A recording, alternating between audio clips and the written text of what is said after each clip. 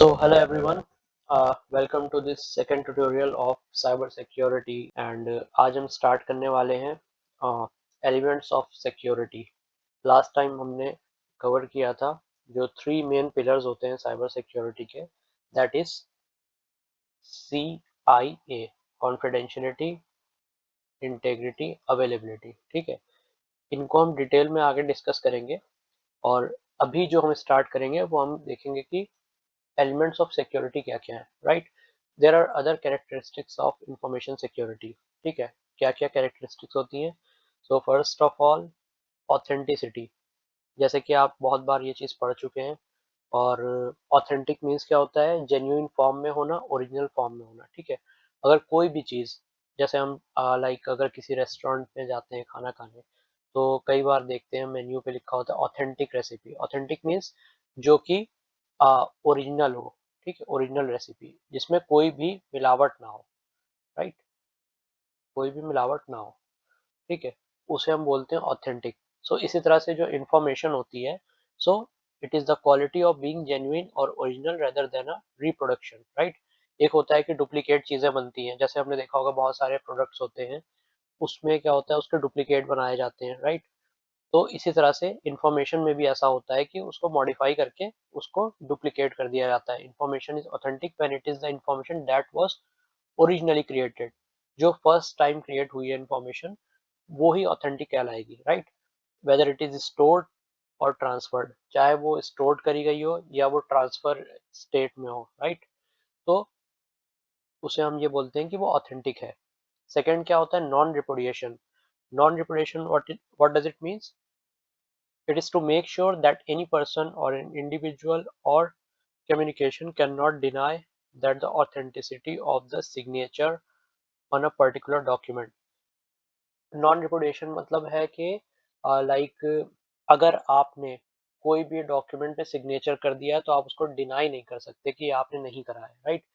For example, अगर आप किसी को ईमेल सेंड कर रहे हैं अपनी पर्सनल ईमेल से, राइट, तो आप ये नहीं बोल सकते कि मैंने नहीं करा है। ठीक है, तो ये एक तरह से प्रूफ होता है। जैसे कि एग्जाम्पल, अगर आप बैंक में किसी अकाउंट से, ठीक है, अकाउंट से किसी और अकाउंट में पैसे ट्रांसफर कर रहे हैं, ऑनलाइन कर रहे हैं, ठीक है, तो क्या होता है, बैंक के पास प्रूफ है कि आपने ये ट्रांसफर करा है, आप उसको डिनाई नहीं कर सकते कि आपने ट्रांसफर नहीं करा है। ठीक है, बैंक ने आपको ओटीपी सेंड करा, बैंक ने आपको रिसिप्ट सेंड करी, राइट, वो क्या है, प्रूफ है कि आप उसको डिनाई नहीं कर सकते। इसी तरह से ये होता है। ठीक है, और फिर होता है ऑथराइजेशन, एक्सेस कंट्रोल परमिशन। जैसे हमने लास्ट टाइम, हमने बहुत बार जो लास्ट वीडियो में हमने डिस्कस किया था, जिन्होंने ये वीडियो फर्स्ट टाइम वॉच कर रहे हैं वो लास्ट वीडियो भी जाके एक बार देखें, तो उनको पता लग जाएगा ऑथराइजेशन का मतलब क्या है। ठीक है, access control permissions, right, like कौन सा बंदा या कौन सा इंडिविजुअल जो कि आपके कंपनी में काम कर रहा है या पर्सनल लेवल पे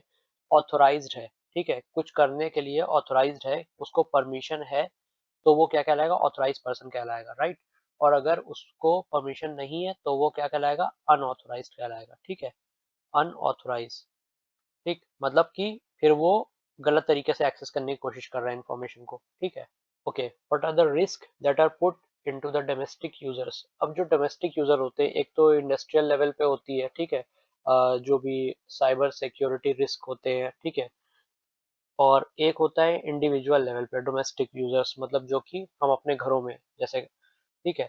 तो क्या क्या अटैक्स होते हैं लोगों पे, email attacks. The victim would be susceptible to attacks such as phishing और स्पैमिंग और any other sort of scams, right. इसका मतलब क्या हुआ, ईमेल के थ्रू बहुत सारे, आपने देखा होगा हम लोग के पास फेक ईमेल्स आती हैं, राइट, मार्केटिंग ईमेल्स के फॉर्म में या आती हैं, हम उस पर क्लिक कर देते हैं, ठीक है, और वो फिर किसी अनसेफ वेबसाइट पे हमको ले जाती है। तो बहुत सारे ऐसे यूजर्स होते हैं जो कि इतने ज़्यादा लाइक हैवी नहीं है, ठीक है, उनको इतना आइडिया नहीं होता है।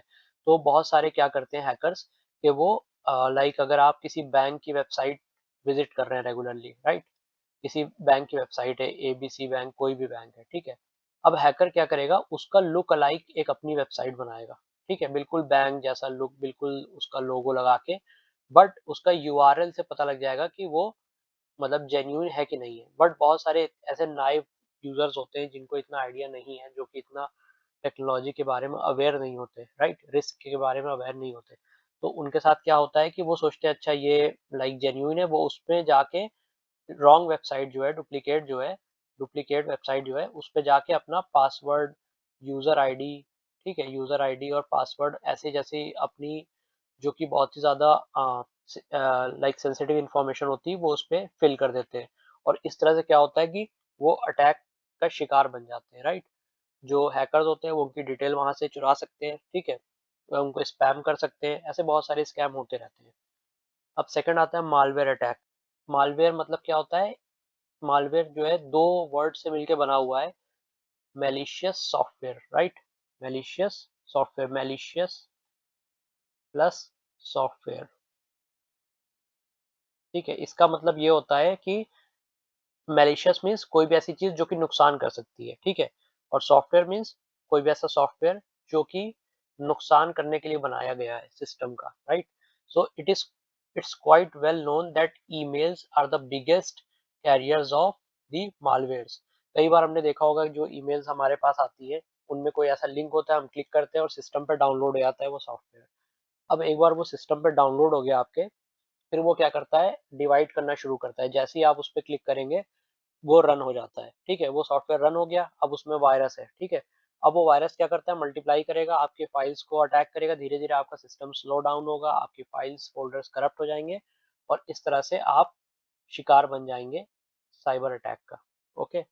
अब जो थर्ड फॉर्म होता है वो क्या होता है, denial of attacks means is the unavailability of a service for a legitimate user because when an attacker compromise that machine or that IP address it would be bombard that particular IP with enormous amount of packets so that the service goes down। इसका मतलब क्या है कि denial attack basically क्या होता है कि कुछ ऐसा करेंगे कि जो ऑथराइज यूजर है वो ही रिसोर्सेज को यूज ना कर पाए। इसका मतलब क्या है कि सपोज कोई ऐसी वेबसाइट है, ठीक है, वेबसाइट है उसमें बहुत सारे जेन्युइन यूजर्स का अकाउंट है, सपोज फेसबुक का एग्जांपल लेते हैं हम, ठीक है, हर बार वो एग्जांपल ले रहे हैं, ठीक है। अब उस पर आपका भी अकाउंट है और भी लोगों का अकाउंट है, या आप ऐसा सोच लें कि कोई ऑटोमोबाइल की वेबसाइट है, ठीक है, कोई सपोज होंडा की आप वेबसाइट पे चले गए, वहाँ पे बहुत सारे यूजर्स क्या होते हैं अपना फॉर्म फिल करते हैं, क्वेरी करते हैं, ठीक है, वेबसाइट पे उनको चाहिए वो गाड़ी,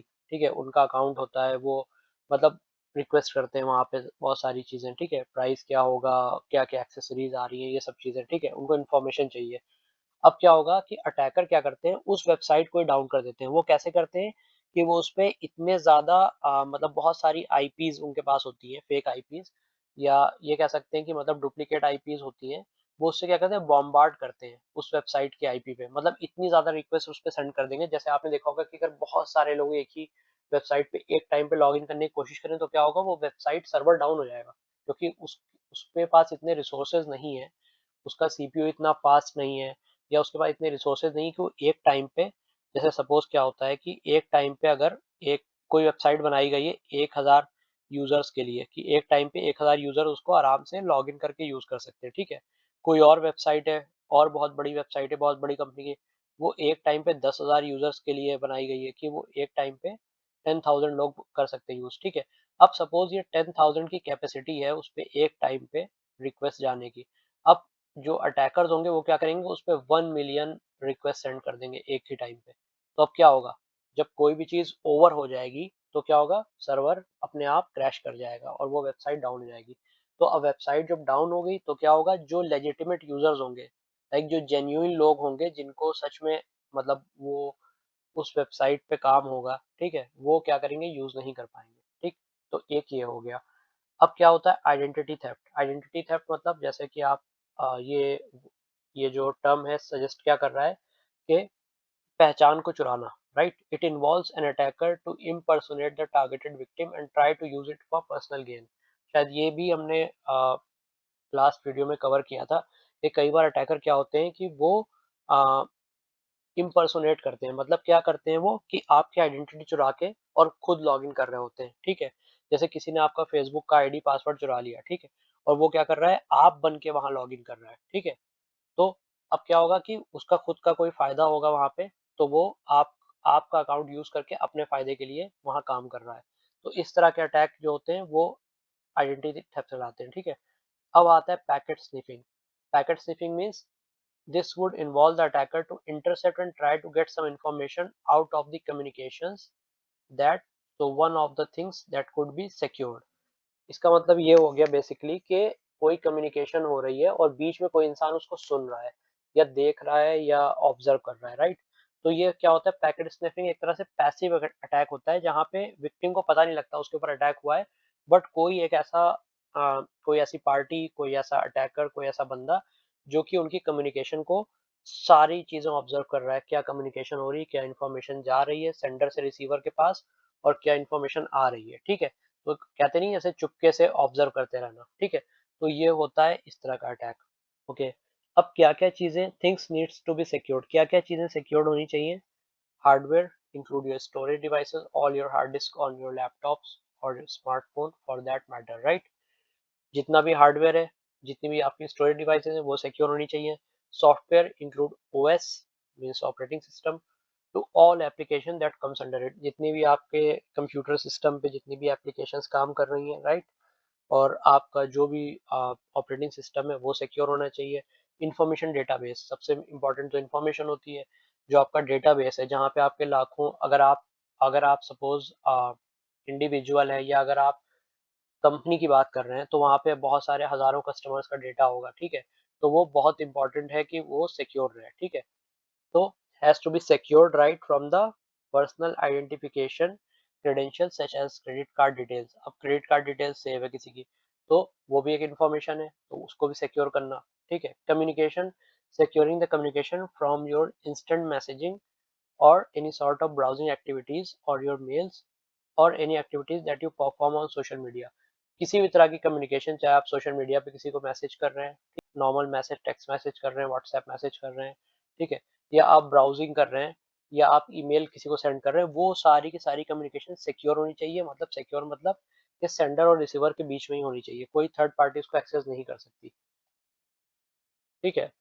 now we will see components of information system, ठीक है। इसका मतलब क्या हुआ, इंफॉर्मेशन सिस्टम में बेसिकली कौन कौन से कंपोनेंट आते हैं, ठीक है। सबसे पहले जैसे अभी आपने देखा हार्डवेयर आता है, आपका कंप्यूटर हो गया, आपका मोबाइल फोन हो गया, आपका टैबलेट हो गया, आपकी स्टोरेज डिवाइसेस हो गए, ठीक है। ये सारा हार्डवेयर है। उसके बाद एप्लीकेशन एंड रिटन कोड्स मतलब सॉफ्टवेयर, आपका ऑपरेटिंग सिस्टम हो गया, बहुत सारी ऐसी एप्लीकेशन होती हैं वो हो गई, ठीक है, वो सिक्योर होनी चाहिए।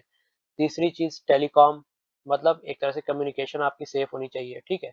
जो भी आपका लाइक ईमेल के थ्रू कम्युनिकेशन हो रही है या जिस जिस मीडियम के थ्रू भी हो रही है वो सिक्योर होनी चाहिए। तो ये भी एक कंपोनेंट हो गया इंफॉर्मेशन सिस्टम का। अब चौथा कंपोनेंट डेटाबेस, जैसे हमने देखा था इंफॉर्मेशन, ठीक है, जहाँ पे सबका डेटा, सबकी इंफॉर्मेशन स्टोर है, वो चीज़ बहुत सिक्योर होनी चाहिए, ठीक। फिर जो आता है पार्ट इंफॉर्मेशन सिक्योरिटी का वो होते हैं पीपल, ठीक है। और फिर आता है प्रोसीजर। तो अब ये सारी चीजें मिल के बनाते हैं इंफॉर्मेशन सिस्टम, क्योंकि लोग ही काम करेंगे, लोग ईमेल करेंगे, ठीक है।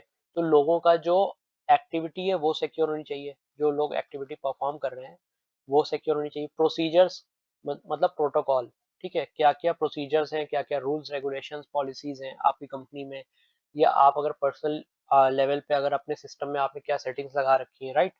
तो वो सारी चीजें आती हैं। सो अब हम देखते हैं reasons of having vulnerable system.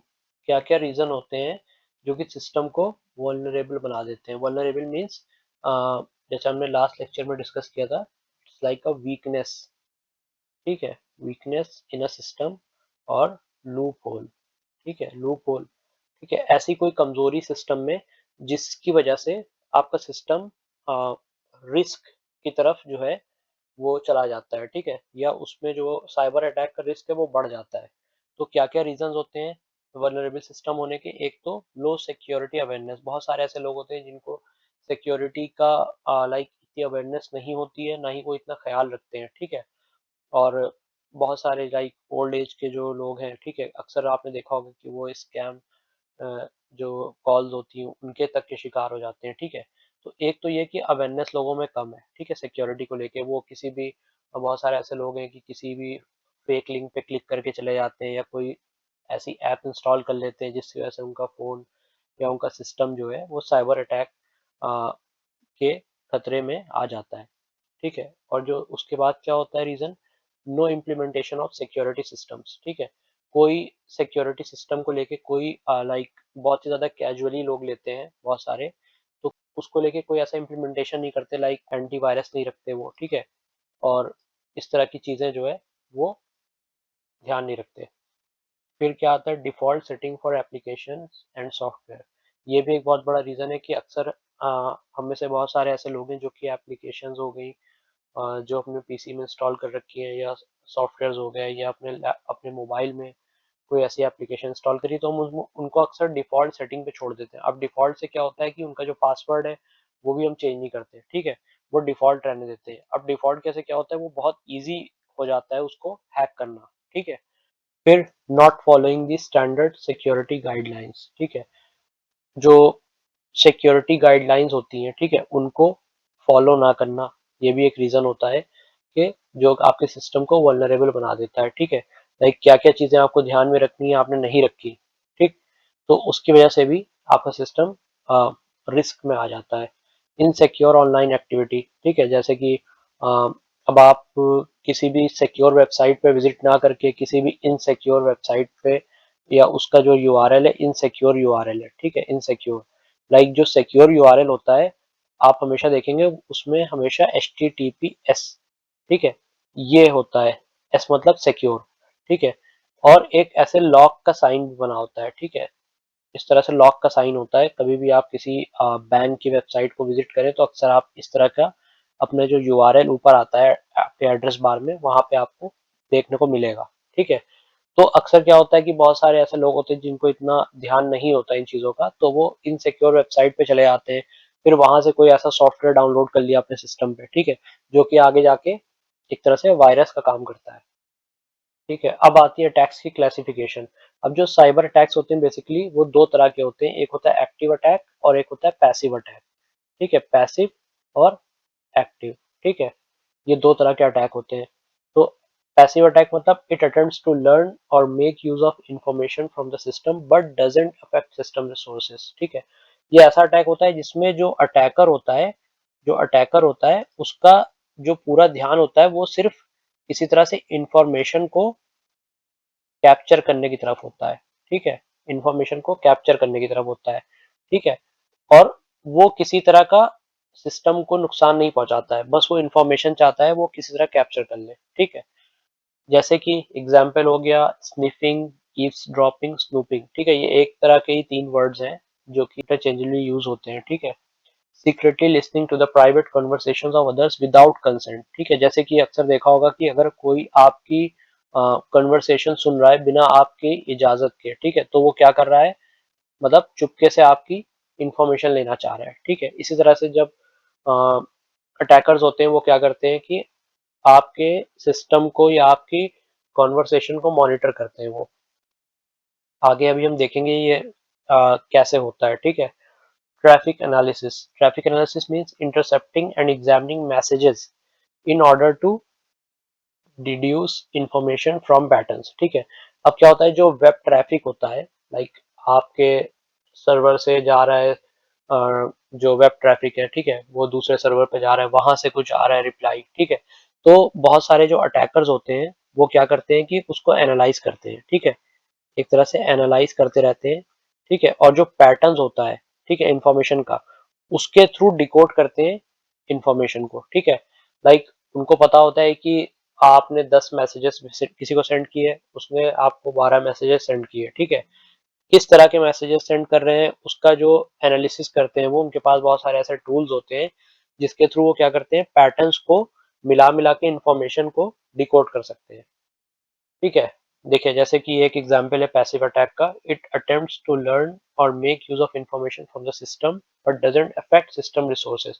अब ये दो लोग हैं ए और ये बी, ठीक है, ये दोनों आपस में लाइक देखिए ये दोनों आपस में कम्युनिकेशन कर रहे हैं, ठीक है, इनकी कन्वर्सेशन चल रही है, बट ये लोग अवेयर नहीं है कि कोई अटैकर इनकी कॉन्वर्सेशन को सीक्रेटली चुपके से ऑब्जर्व कर रहा है इनके मैसेजेस को। अब देखिए ये अटैकर क्या है, पैसिव अटैक है ना, ये डायरेक्टली कुछ इन्वॉल्व नहीं हो रहा है कि इनको पता भी ना लगे कि कोई इनके सिस्टम को या इनकी कन्वर्सेशन को ऑब्जर्व कर रहा है, ठीक है, ये चुपके से अपना काम कर रहा है और इन लोगों को पता भी नहीं है।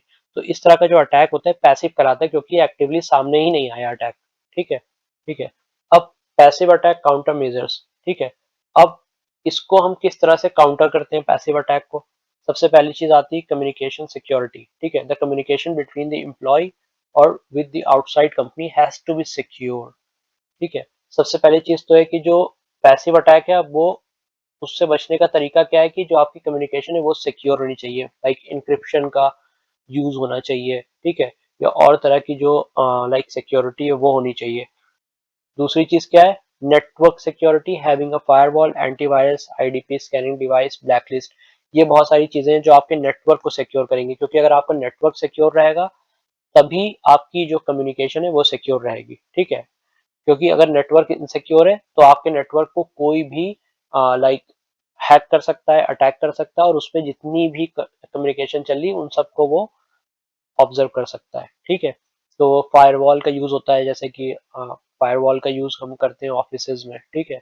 एंटीवायरस आप सब अपने सिस्टम पे भी करते हैं, आईडीपी हो गया, स्कैनिंग डिवाइस हो गई, ब्लैकलिस्ट कर देते हैं बहुत सारी आईपीज को। तो ये बहुत सारे तरीके हैं जिसके थ्रू नेटवर्क को सिक्योर बनाया जाता है, ठीक है। हम इन तरीकों को आगे जाके भी देखेंगे, अभी हम सिर्फ देख रहे हैं कि क्या क्या चीजें होती हैं। इसको हम किस तरह से काउंटर करते हैं पैसिव अटैक को? सबसे पहली चीज आती है कम्युनिकेशन सिक्योरिटी, ठीक है। The communication between the employee और with the outside company has to be secure, ठीक है। सबसे पहली चीज तो है कि जो पैसिव अटैक है वो उससे बचने का तरीका क्या है कि जो आपकी कम्युनिकेशन है वो सिक्योर होनी चाहिए, लाइक इंक्रिप्शन का यूज होना चाहिए, ठीक है, या और तरह की जो लाइक सिक्योरिटी है वो होनी चाहिए। दूसरी चीज क्या है? Network security, having a firewall, antivirus, IDP scanning device, blacklist. ये बहुत सारी चीजें हैं जो आपके नेटवर्क को सिक्योर करेंगी, क्योंकि अगर आपका नेटवर्क सिक्योर रहेगा तभी आपकी जो कम्युनिकेशन है वो सिक्योर रहेगी, ठीक है। क्योंकि अगर नेटवर्क इनसिक्योर है तो आपके नेटवर्क को कोई भी लाइक हैक कर सकता है, अटैक कर सकता है, और उसमें जितनी भी कम्युनिकेशन चल रही है उन सबको वो ऑब्जर्व कर सकता है, ठीक है। तो फायरवॉल का यूज होता है, जैसे कि फायरवॉल का यूज हम करते हैं ऑफिसेज में, ठीक है। एंटीवायरस आप सब अपने सिस्टम पे भी करते हैं, आईडीपी हो गया, स्कैनिंग डिवाइस हो गई, ब्लैकलिस्ट कर देते हैं बहुत सारी आईपीज को। तो ये बहुत सारे तरीके हैं जिसके थ्रू नेटवर्क को सिक्योर बनाया जाता है, ठीक है। हम इन तरीकों को आगे जाके भी देखेंगे, अभी हम सिर्फ देख रहे हैं कि क्या क्या चीजें होती हैं। नाउ सी एक्टिव अटैक, ठीक। अब दूसरा तरह का जो अटैक होता है वो क्या होता है? एक्टिव अटैक होता है। It attempts to alter system resources or affect their operations, involve modification of data stream और creation of false alarm, ठीक है। अब ये क्या होता है? एक्टिव अटैक क्या होता है? ये एक्टिवली पार्टिसिपेट करता है अटैक में, ठीक है। जैसे पैसिव में क्या हो रहा था कि बस चुपके से वो इन्फॉर्मेशन ऑब्जर्व कर रहा था, बट कोई भी सिस्टम को नुकसान नहीं पहुंचा रहा था, कोई भी चीज मॉडिफाई नहीं कर रहा था, कोई भी चीज को अल्टर नहीं कर रहा था, ठीक है। बट यहाँ पे क्या हो रहा है आप देखेंगे कि ये दो लोग जो है कम्युनिकेट कर रहे हैं, ए और बी, ठीक है। बट जो अटैकर है वो क्या कर रहा है कि जो ये ए का जो मैसेज है ये क्या कर रहा है, अटैकर के पास जा रहा है, इसको ये मॉडिफाई कर दे रहा है, ठीक है, मॉडिफाई कर दे रहा है, और फिर ये बी के पास आ रहा है। इसका मतलब क्या हुआ? तो ए ने जो मैसेज भेजा वो बी को नहीं मिला, या उसका मॉडिफाइड फॉर्म मिल रहा है, ठीक है। तो यहाँ पे क्या हो गई, आपकी कम्युनिकेशन को ही अल्टर कर दिया गया है, ठीक। तो एक तो ये चीज हो गई। फिर स्पूफिंग, मास्कुरेड, ठीक है, ये सारी टेक्निक्स होती हैं used by entity pretends to be a different legitimate entity to exploit the system. इसका मतलब क्या होता है कि मास्कुरेट करने का मतलब क्या होता है कि जो अटैकर है वो लेजिटिमेट एंटिटी बन के आपके सामने आए, ठीक है। मतलब वो ऐसा दिखाएगा कि वो लेजिट इंसान है, ठीक है, वो जेन्युइन है, ठीक है, जिससे आप बात कर रहे हैं, बट वो होता है अटैकर, ठीक है। और वो आपकी इन्फॉर्मेशन ले लेगा, फिर आपके सिस्टम को भी नुकसान पहुंचा सकता है, आपकी इन्फॉर्मेशन को अल्टर कर सकता है, यहाँ तक कि आपके सिस्टम के जो रिसोर्सेज होते हैं उनको भी वो डैमेज कर सकता है या फॉल्स अलार्म को रेस कर सकता है, ठीक है। ये सारी चीजें कर सकता है वो। Now replay, so capture of a data unit and its subsequent retransmission to produce an authorized effect, ठीक है। तो इसका मतलब क्या होता है कि अब अटैकर ने क्या करा कि डेटा को कैप्चर कर लिया, ठीक है, कैप्चर कर लिया, उसके बाद उसको रिट्रांसमिट कर दिया, मल्टीपल लोगों को वो इंफॉर्मेशन सेंड कर दी, ठीक है। तो अब इससे क्या होगा कि सपोज कोई अटैकर है, ठीक है, अब उसने किसी ऑथोराइज ऑर्गेनाइजेशन की कोई इंफॉर्मेशन जो है हैक करी, उसको कुछ चेंज कर दिया, ठीक है, चेंज कर दिया, और फिर उस मैसेज को बहुत सारे लोगों को सेंड कर दिया, ठीक है। अब क्या होगा, जिनके पास वो मैसेज पहुंचेगा उनको क्या लगेगा कि अरे ये तो किसी ऑथोराइज जगह से, किसी बैंक से या किसी कंपनी से ये मैसेज आ रहा है, बट वो सेंड कौन कर रहा है, अटैकर कर रहा है। तो इसे कहते हैं रीट्रांसमिशन, ठीक है। इंफॉर्मेशन को कैप्चर करके रीट्रांसमिट करना, दोबारा से सबको सेंड करना, ऐसा लगे कि वो ऑथराइज किसी ने सेंड करा है। फिर क्या होता है, मॉडिफिकेशन ऑफ मैसेजेस, ठीक है। एक तो ये हो गया, मॉडिफिकेशन में क्या होता है, some portion of a legitimate message is altered और दैट मैसेज आर डिलेड और recorded to produce an unauthorised effect, ठीक है। अब क्या होगा कि सपोज कोई बहुत इंपॉर्टेंट मैसेज है, ठीक है, वो किसी ने, सपोज कोई एक कंपनी हो सकती है, कोई इंडिविजुअल हो सकता है ए, उसने बी को सेंड करा, ठीक है। अब ये मैसेज क्या हो, या तो पहुंचे ना, बहुत देर में पहुंचे, डिले हो जाए, ठीक है, या तो कुछ पोर्शन इसका चेंज होके बी के पास पहुंचे, मतलब ए ने जो original message, genuine message send किया था, वो ना पहुंच के यहाँ पे डुप्लीकेट मैसेज पहुंचे बी पे, ठीक है। तो इसे कहते हैं मॉडिफाई कर देना। फिर आता है लास्ट, डिनाइल ऑफ सर्विसेज। ये हम देख चुके हैं लास्ट वीडियो में भी, जिन्होंने नहीं देखी है वो पिछला वीडियो जाके देखें स्टार्टिंग से। और attempt to make a machine resource unavailable to its intended users. इसका मतलब क्या हुआ कि रिसोर्सेज को अनअवेलेबल कर देना, मतलब जो ऑथोराइज यूजर्स हैं वो यूज ही ना कर पाए उसको, ठीक है। मतलब डिनाई हो जाना, सर्विस डिनाई हो जाए। इसका एग्जांपल लें कि सपोज एक सिंपल सा एग्जांपल लें कि प्रिंटर है एक किसी कंपनी में, ठीक है। अब उस प्रिंटर में, वो प्रिंटर नेटवर्क प्रिंटर है, एक ऐसे प्रिंटर रखा हुआ है जो कि नेटवर्क प्रिंटर है, ठीक है, ये प्रिंटर है। अब क्या हो रहा है कि इससे बहुत सारे लोग जो हैं प्रिंट करते हैं ऑफिस के, ठीक है, बहुत सारे लोग प्रिंट करते हैं। अब अगर इस प्रिंटर को के नेटवर्क के साथ छेड़छाड़ कर दी किसी ने सपोज, ठीक है, या कुछ कर दिया, लाइक आईपी चेंज कर दी, तो क्या होगा, ये प्रिंटर जो है वो अनअवेलेबल हो जाएगा सबके लिए, ठीक है, अनअवेलेबल हो जाएगा। मतलब क्या है कि अब जो जेन्युइन यूजर्स जो हैं, जो ये यूज करते हैं, वो भी इसको एक्सेस नहीं कर पा रहे हैं, यूज नहीं कर पा रहे हैं, ठीक है। एक तो ये एग्जांपल हो गया। दूसरा एग्जांपल मैंने लास्ट वीडियो में भी लिया था, फेसबुक वाला, कि आप अपनी पासवर्ड, अपनी आईडी से अपनी फेसबुक प्रोफाइल पे लॉगिन नहीं कर पा रहे हैं, क्यों? क्योंकि अटैकर ने फेसबुक के सर्वर को ही डाउन कर दिया है, ठीक है, एक एग्जांपल है। अब क्या होता है, active attacks, counter measures. Counter measure क्या होते हैं एक्टिव अटैक के? पहले तो एक्टिव अटैक कैसे डिफरेंट होता है पैसिव अटैक से? It's present the opposite characteristics of passive attack, मतलब पैसिव के बिल्कुल जस्ट अपोजिट होता है। हमने क्या देखा था, पैसिव में क्या होता है कि चुपचाप से अटैकर बिल्कुल साइलेंट वे में कम्युनिकेशन को बस मॉनिटर करता है, मतलब मॉनिटर कर रहा है, ठीक है, कम्युनिकेशन को, या कैप्चर कर रहा है इंफॉर्मेशन को, मतलब चुरा रहा है, ठीक है। वो कोई रिसोर्स के साथ छेड़छाड़ नहीं कर रहा है कि आपके सिस्टम में वायरस डाल दिया या आपकी फाइल्स करप्ट कर दी, ठीक है, बहुत खामोशी से कर रहा है। तो क्या होता है, मुश्किल होता है उसको डिटेक्ट करना कि भाई, जाहिर सी बात है, अगर आपको पता ही नहीं है कि आपकी कम्युनिकेशन कोई सुन रहा है, तो आप कैसे उसको वो कर पाएंगे टैकल, ठीक है। इसी तरह एक्टिव अटैक क्या होता है, are easy to notice. Active attacks are easy to notice but hard to completely stop. इसका मतलब क्या है कि एक्टिव अटैक बहुत इजीली नोटिसेबल होते हैं। कैसे होते हैं? क्योंकि एक्टिव अटैक में क्या होता है, अटैकर अटैक कर रहा है प्रॉपर वे में, ठीक है, आपके सिस्टम को नुकसान पहुंचा रहा है, आपकी फाइल्स को करप्ट कर दे रहा है, आपके रिसोर्सेज को अनअवेलेबल कर दे रहा है, तो पता लग जाता है कि भाई अटैक हो गया है। जैसे कि एग्जांपल में, अगर आपके कंप्यूटर सिस्टम में कभी वायरस आता है, आपने देखा होगा बहुत सारे मल्टीपल फोल्डर्स बन जाते हैं ना, बनते चले जाते हैं, तो आपको पता लग जाता है कि इसमें वायरस आ चुका है, ठीक है, क्योंकि ये विजिबल होता है। एक्टिव अटैक क्या होता है, विजिबल होता है। तो they are the opposite of passive attacks. Passive attacks के बिल्कुल अपोजिट होता है, क्योंकि पैसिव अटैक्स को मुश्किल होता है नोटिस करना, क्योंकि उसमें पता नहीं लगता है कि कोई आपकी इन्फॉर्मेशन चुरा रहा है, क्योंकि सिस्टम पे कोई असर नहीं पड़ता है, सिस्टम ऐसे ही चल रहा होता है स्मूथ, ठीक है। बट इजियर टू प्रिवेंट, कहने का मतलब क्या है कि डिफिकल्ट है इसको डिटेक्ट करना, पैसिव अटैक को, मगर आसान है इसको प्रिवेंट करना, ठीक है। But when an active attack happens, someone tries to change data, damage a system और इंटरफेयर हाउ इट वर्क्स, ठीक है। तो ये सारी चीजें होती हैं एक्टिव अटैक में, या तो डेटा ही चेंज हो जाता है, सिस्टम डैमेज हो जाता है, या तो इंटरफेरेंस होता है, ठीक है। However the security measures like firewall, encryption, authentication, intrusion detection system can help reduce the chances of attacks succeeding, ठीक है। हालांकि एक्टिव अटैक को बिल्कुल रोकना तो बहुत मुश्किल है, बट इसको काफी हद तक कम किया जा सकता है। कैसे? आप फायरवॉल का यूज़ कर सकते हैं। अगर आपकी बहुत बड़ी ऑर्गेनाइजेशन है वहाँ पे फायरवॉल पक्का यूज़ होती होगी, एन्क्रिप्शन मेथड्स का यूज़ करके, ठीक है। एन्क्रिप्ट फॉर्म में पासवर्ड्स को रख के, इंपॉर्टेंट जो आपके पासवर्ड्स हैं, क्रेडेंशियल हैं, उनको रख के, ऑथेंटिकेशन टेक्निक्स का यूज़ करके, ठीक है। खाली ऑथराइज यूज़र ही उसको लॉग इन कर पाए, ठीक है। और इंट्रूशन डिटेक्शन सिस्टम होता है जिसपे पता लग जाता है कोई इंट्रूडर तो नहीं आपके सिस्टम को हैक करने की कोशिश कर रहा है, तो एक तरह का अलार्म वो आपको दे देता है कि भाई यहाँ पे अटैक हुआ है, ठीक है। तो ये सारी चीजें मिलके रिड्यूस कर सकती हैं अटैक्स को।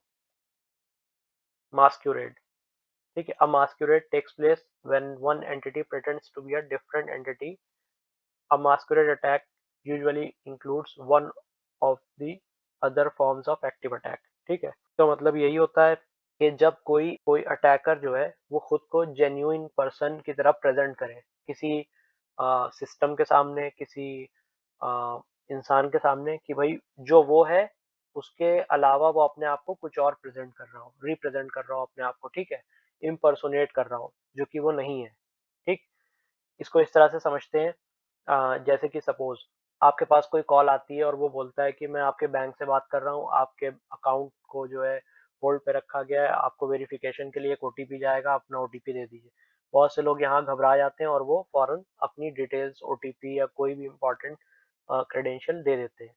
तो क्या होता है, वो मास्क्यूरेट का यूज कर रहा है टेक्निक का, मतलब वो बंदा अटैकर है बट वो ऐसा प्रेजेंट कर रहा है कि वो बैंक से बात कर रहा है, ठीक है। तो मतलब क्या, किसी एंटिटी की तरह पेश आना, कि भाई जो कि वो नहीं है बट वो बन के आपसे बात कर रहा है, ठीक।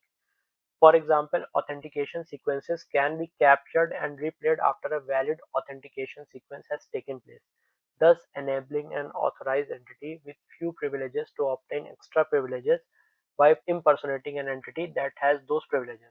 तो ये एक बहुत कॉम्प्लेक्स एग्जाम्पल है यहाँ पे, बट इसको सिंपल वे में हम ये ऐसा समझ लेते हैं, यहाँ पे बस ये बता रहे हैं कि ऑथेंटिकेशन सीक्वेंस को अगर कैप्चर कर लिया, ठीक है, किसी ने, किसी अटैकर ने, ठीक है, और फिर वो उसको यूज करे, जैसे कि मान लीजिए आपका पासवर्ड किसी ने नोट कर लिया कि आपका ये मोबाइल का आपका पासवर्ड है, फिर वो कोशिश कर रहा है आपके पीछे से उसमें वो पासवर्ड एंटर करने की, ठीक है। तो इसी तरह से ये एग्जांपल है मास्कुरेट का।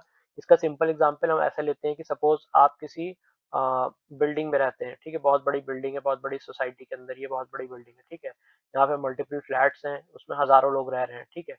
अब क्या है, बिल्डिंग के बाहर क्या है, गेट है, ठीक है, गेट है, गेट पे जो है गार्ड है, ठीक है, गार्ड है, ठीक है, एक यहाँ गार्ड है, ठीक है। अब ये क्या करता है, जो भी गेट के अंदर लोग आ रहे हैं बाहर से, उनकी आईडी चेक करता है, ठीक है, या उनका नेम चेक करता है कि भाई, या उनके पास कोई पास होगा, बिल्डिंग में एंटर करने के लिए उनके पास कोई पास है सपोज, ठीक। जो जिनके पास वो पास है वही इस गेट को एंटर करके अंदर जा सकते हैं। अब क्या हुआ, सपोज वो पास जो है, आपका कोई पास था, किसी अटैकर ने, किसी बाहर के इंसान ने क्या कर लिया, चुरा लिया, ठीक है, उस पास को स्टील कर लिया, ठीक है, चुरा लिया, कॉपी कर ली, कुछ भी कर लिया। अब क्या होगा, वो पास लेके क्या करेगा, यहाँ पे एंटर करने की कोशिश करेगा, ठीक है। अब गार्ड का काम है पास दे के जाने देना। गार्ड हर एक को चेहरे से नहीं पहचान रहा, उसको पता है कि अगर ये पास है, ये तो इसका मतलब ये ऑथोराइज्ड है अंदर जाने के लिए। तो अब यहाँ पे क्या हुआ, मास्क्यूरेट टेक्निक का यूज करा इसने, मतलब क्या है, इसने अपने आप को ऐसे शो करा कि ये लेजिटिमेट इंसान है, मतलब क्या, ऑथराइज पर्सन है गेट में एंट्री लेने के लिए उस पास के जरिए। और गार्ड ने इसको जाने दिया, मतलब इसने क्या करा, गार्ड को, गार्ड के सामने खुद को मिस रिप्रेजेंट कर दिया, ठीक है। अब जो नेक्स्ट अटैक होता है वो होता है मॉडिफिकेशन ऑफ मैसेजेस, ठीक है। Simply means that some portion of a legitimate message is altered और that message is delayed or recorded to produce an unauthorized effect. For example, a message meaning allow John Smith to read confidential file accounts is modified to mean allow Fred Brown to read confidential file accounts। ठीक है, इसका मतलब ये हुआ कि attacker का जो objective होगा वो क्या होगा कि किसी मैसेज को चेंज कर देना या उसको डिले कर देना, ठीक है। भाई या तो वो पहुंचे ही ना, जिस जैसे सपोज एक है ए, ठीक है, एक बंदा ए है, ये बी को कोई मैसेज सेंड कर रहा है, ठीक है, मैसेज भेज रहा है, ठीक। अब बीच में एक अटैकर बैठा है सी, ठीक है, ये अटैकर है। अब ये क्या करेगा, इस मैसेज को या तो डिले कर देगा, ठीक है, ये क्या करेगा, अटैक करके नेटवर्क पे इसको डिले कर देगा कि बी तक वो मैसेज पहुंचे ना। या तो क्या कर देगा, इस मैसेज को चेंज कर देगा। ठीक है, सपोज ए है, उसने भेजा बी को मैसेज के मीटिंग एट 9, ठीक है, टुमारो, ऐसा कुछ मैसेज वो भेज रहा है। ठीक है, अब जो ये है जेन्युइन मैसेज जो कि ए ने सेंड करा है। ठीक है, बट जो बी के पास रिसीव हो रहा है वो क्या हो रहा है, मीटिंग एट 11 कर दिया उसने। ठीक है, ये बहुत सिंपल सा एग्जांपल है सिर्फ कि किस तरह से मैसेजेस को मॉडिफाई करा जा सकता है, ये भी एक तरह का अटैक है। ठीक है, अब जो सिक्योरिटी गाइडलाइंस है वो क्या होती हैं, what are the basic security guidelines. ठीक है, तो सबसे ज़्यादा इंपॉर्टेंट जो गाइडलाइंस है वो क्या है, यूज़ ऑफ स्ट्रॉन्ग पासवर्ड। ठीक है, सबसे पहली गाइडलाइन है स्ट्रॉन्ग पासवर्ड। ये हमेशा रिकमेंडेड होता है कि आप अपने जितने भी अकाउंट्स हैं, जितना आपका फ़ोन हो गया या आपका लैपटॉप हो गया, आपका डेस्कटॉप हो गया, ठीक है, उनमें आप स्ट्रॉन्ग पासवर्ड का यूज़ करें। हम में से बहुत सारे लोग क्या करते हैं, बहुत सिंपल सा पासवर्ड यूज़ करते हैं ज़्यादातर, जैसे कि एग्जांपल city@123, ठीक, इस तरह का पासवर्ड यूज़ करते हैं। तो ये क्या हो गया, ये वीक पासवर्ड है और इसको इजीली क्रैक करा जा सकता है। ठीक है, कोई भी गेस कर सकता है। सपोज आपका नाम है जॉन। ठीक है, अब आपने सिंपल अपने अकाउंट्स का पासवर्ड क्या रख दिया, john@124। ठीक है, तो ये बहुत इजीली क्या करा जा सकता है, डिकोड। वहीं जो स्ट्रॉन्ग पासवर्ड होगा वो क्या होगा, वो इस तरह से होगा, कुछ मिक्स ऑफ अल्फाबेट, ठीक है, कैरेक्टर्स, ठीक है, डिजिट्स, ठीक है, इस तरह से होगा। ठीक है, तो इसको क्या है कि बहुत मुश्किल से कोई गेस कर पाएगा, तो ये स्ट्रॉन्ग पासवर्ड होगा। इसी तरह से सेकंड चीज क्या होती है, यूज ऑफ एंटीवायरस। ये रिकमेंडेड होता है कि आप अपने डिवाइसेस में एंटीवायरस का यूज करें। क्यों करें, क्योंकि बहुत सारे ऐसे लाइक आपका अगर इंटरनेट से सिस्टम कनेक्टेड है या फोन कनेक्टेड है, तो बहुत सारे ऐसे जो है वेबसाइट्स होती हैं, बहुत सारे ऐसे एप्लीकेशंस होती हैं जिनके अंदर वायरस छुपा होता है। ठीक है, तो उस वायरस को डिटेक्ट करने में, ठीक है, और रिमूव करने में एंटीवायरस बहुत हेल्पफुल होता है। थर्ड थिंग क्या है, regular banking up of your important files and documents. ठीक है, अब क्या है कि सपोज आपके पास बहुत इंपॉर्टेंट डेटा है, आपके ऑफिस का डेटा है, आपका पर्सनल डेटा है, ठीक है, आपकी फोटोज हैं, या मतलब बहुत सारी कोई भी चीज़ हो सकती है, बहुत सारे डॉक्यूमेंट्स हैं, आपने अपने सिस्टम पे रखा हुआ है। ठीक, अब सपोज आपका सिस्टम जो है वो हो जाता है हैक। हैक होगा तो क्या, सबसे ज़्यादा डर क्या होगा कि आपका डेटा या तो करप्ट हो जाएगा, आप उसको यूज़ ही नहीं कर पाएँ, ओपन ना कर पाएँ, या तो लॉस हो जाए। ठीक है, ये भी हो सकता है। तो इन चीज़ों से बचने के लिए हमेशा अपना जो इम्पोर्टेंट फाइल्स होती हैं, इम्पोर्टेंट डेटा होता है, उसका हमेशा बैकअप रखना चाहिए। ठीक है, कभी आपका सिस्टम ही पूरा का पूरा क्रैश हो गया, तो आपके पास बैकअप तो होगा ना कि आप उसको दोबारा से इंस्टॉल कर सकते हैं। थर्ड क्या है, using encryptions and digital signatures. ठीक है, इंक्रिप्शन एंड डिजिटल सिग्नेचर्स मतलब क्या है कि बहुत सारे ऐसे डॉक्यूमेंट्स होते हैं कॉन्फिडेंशियल, जिन पे इंक्रिप्शन और डिजिटल सिग्नेचर्स लगाया जाता है ताकि उनको सिक्योर रखा जा सके। इसका एक एग्जांपल है कि कभी आपने अपना आधार कार्ड डाउनलोड किया होगा किसी लाइक यूआईडीएआई की वेबसाइट से, तो वो हमेशा क्या होता है, इंक्रिप्टेड फॉर्म में होता है ना, वो जब भी आप उसको ओपन करेंगे तो वो हमेशा पासवर्ड मांगता है जो कि आपका mix of date of birth और नेम ऐसा कुछ होता है, राइट। तो क्या है कि वो प्रोटेक्टेड है वो, ठीक है, उसको नॉर्मली जल्दी से कोई ओपन नहीं कर सकता। इसी तरह से जो डिजिटल सिग्नेचर्स भी आपने देखा होगा बहुत सारे डॉक्यूमेंट्स पे होती है। ठीक है, तो जब तक वो सिग्नेचर नहीं होती, जब तक कि उन डॉक्यूमेंट को ऑथोराइज नहीं माना जाता है। फिर आता है using firewalls and intrusion detection system. ठीक, फायरवॉल्स बहुत इंपॉर्टेंट होती है, जैसे ज़्यादातर ऑफिसेज में यूज होती है, क्योंकि फायरवॉल को एक तरह से डिप्लॉय करना थोड़ा एक्सपेंसिव होता है। तो बड़ी बड़े जो कंपनीज होती हैं, बड़े ऑर्गेनाइजेशन होते हैं, उसमें फायरवॉल का यूज होता है। ठीक है, और इंट्रूशन डिटेक्शन सिस्टम्स यूज होते हैं, जिससे पता लग जाता है कि भाई कोई इंट्रूशन तो नहीं हुआ है आपके नेटवर्क में, किसी ने एंटर करने की कोशिश तो नहीं कर रहा है कोई। तो ये क्या करता है, एक तरह का अलार्म रेस कर देता है। ये जो सिस्टम होता है, ये जो है आपको बता देगा कि कोई ना कोई इंट्रूडर है जो कि आपके सिस्टम में घुसने की कोशिश कर रहा है। फिर regularly updating your OS and other applications. अब जैसे अगर हम इंडिया में हैं तो हम 99% यूजर्स जो है, मैक्सिमम या 90% लोग जो है विंडोज का यूज करते हैं। ठीक है, तो अब क्या होता है, जो ऑपरेटिंग सिस्टम होता है उसके रेगुलर बेसिस पे सिक्योरिटी पैचेस रिलीज होते हैं, या छोटे छोटे सिक्योरिटी अपडेट्स आते रहते हैं ना टाइम टू टाइम। तो उनको हमेशा रेगुलरली अपडेट करना चाहिए। इसलिए करना चाहिए कि आपके ओएस को नए जो क्या कहते हैं मालवेयर्स हैं, नए जो वायरसेस आ रहे हैं उनसे बचाया जा सके, ठीक है।